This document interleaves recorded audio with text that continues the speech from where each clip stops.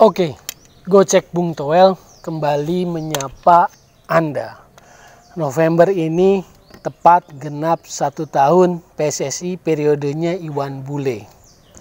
Saya isunya tentang kompetisi karena banyak yang tanya.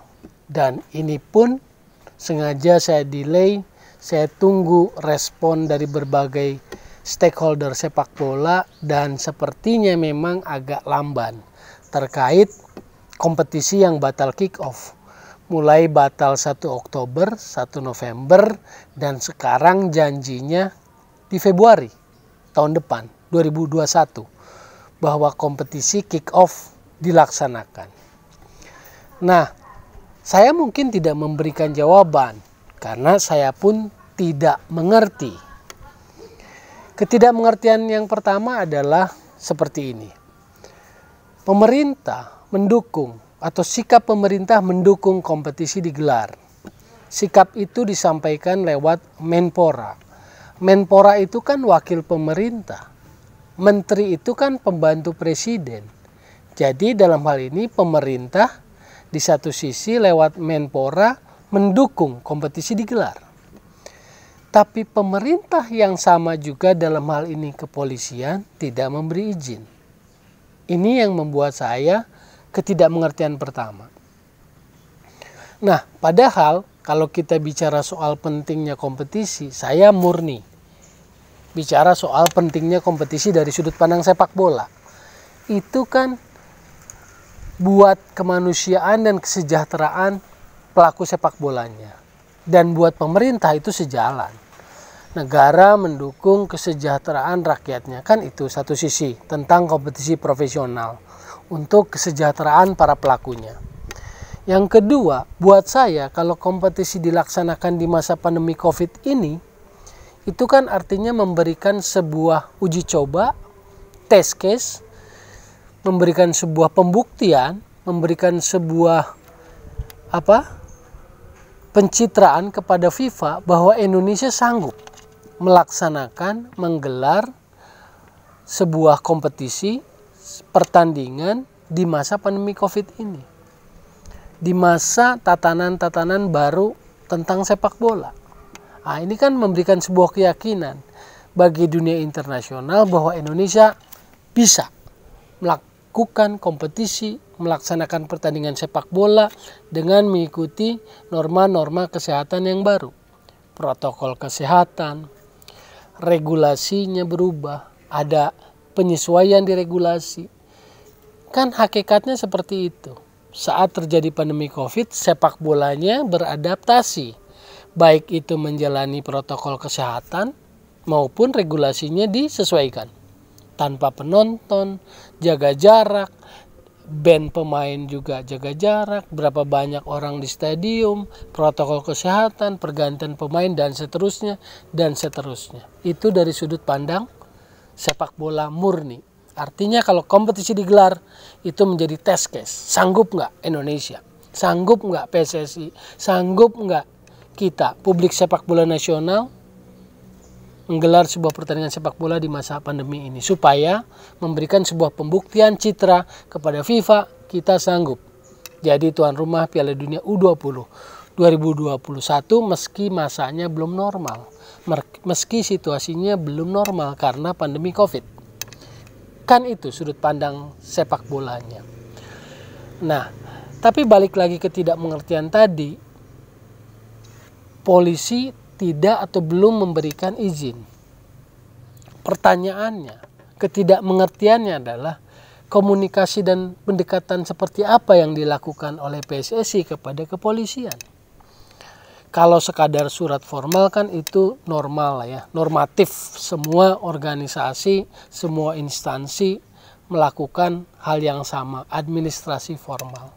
Tetapi karena kita tahu ketua umum kita dari background kepolisian, kan itu yang menjadi salah satu alasan di Kongres tahun lalu November 2019 voter-voter PSSI suara bulat lah, 82 suara dari 86 pemegang hak suara memilih bulat Iwan Bule karena salah satunya alasan background Iwan Bule yang dari kepolisian. Artinya salah satu problem di sepak bola yaitu izin kepolisian, setidaknya bisa ada jalan keluar solusi lewat sosok Iwan Bule ini. Karena dia adalah seorang jenderal polisi. Tapi kenyataannya 1 Oktober, 1 November, sampai saat ini kompetisi tidak digelar, asumsi itu tidak terjadi. Jadi semacam paradok. Ketua Umum PSSI dari background kepolisian, tapi PSSI gagal menggelar kompetisi karena izin keramaian dari kepolisian. Pertanyaannya kan komunikasi, pendekatan, itu kan ketidakmengertian. Disampaikan tidak. Pendekatan yang lebih persuasif seperti yang sudah dilakukan PSSI kepada organisasi atau instansi pemerintah lainnya. Ke Menpora, ke BNPB. Jadi itu tadi, pendekatan PSSI kepada polisi, komunikasinya seperti apa? Itu ketidakmengertian publik berikutnya. Bagaimana PSSI melobi, mendekati kepolisian seperti halnya PSSI berkomunikasi dengan instansi pemerintah lainnya seperti Menpora, BNPB, itu kan jejak digitalnya ada. Tapi kalau kita cek jejak digital pertemuan PSSI dan Polri terkait izin keramaian itu minim sekali. Bahkan sebetulnya saya sangat yakin kalau berdasarkan perilaku komunikasi ketua umum lewat media sosial, itu kalau ada pertemuan katakanlah ketua umum PSSI yang dari latar belakang kepolisian dengan Kapolri, itu pasti akan muncul, akan tersebar luas di media sosial secara cepat. Karena based on perilaku komunikasi ketua umum dengan publik lewat media sosial itu kan sangat aktif. Mau telepon ke tim nasional 19 disampaikan. Malaysia ketar-ketir dengan timnas 19 juga disampaikan. Jadi secara perilaku komunikasi sebetulnya aktif ketua umum PSSI kita yang sekarang. Tapi dalam kaitan kompetisi, dalam kaitan isu tentang izin keramaian Polri, hampir nggak ada sama sekali komunikasi apa yang dimunculkan oleh ketua umum kita di media sosial atau secara PSSI. Jadi itulah ketidakmengertian pertama. Kedua, kenapa sejauh ini pendekatan dan komunikasi PSSI dengan Polri?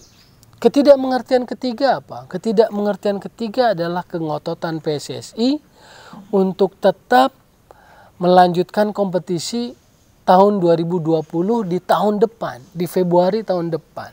Ini kebingungan berikutnya, ketidakmengertian berikutnya. Akhirnya apa? Publik menduga-duga, publik ada di ruang abu-abu lalu kemudian menduga bahwa PSSI tersandera oleh pihak-pihak yang terlibat dalam kontrak kerjasama terkait kompetisi. Tapi publik juga kemudian bertanya, apa masa iya di situasi seperti ini kontrak itu tidak bisa ada semacam penyesuaian? Wong sepak bola regulasinya aja bisa disesuaikan karena situasi pandemi COVID ini. Nah, itulah yang menjadi ketidakmengertian publik. Ada 1, ada 2, ada 3. Yang pertama tadi adalah pemerintah yang satu mengizinkan, polisi tidak mengizinkan. Ketidakmengertian kedua, komunikasi dan pendekatan apa yang dilakukan oleh PSSI kepada kepolisian.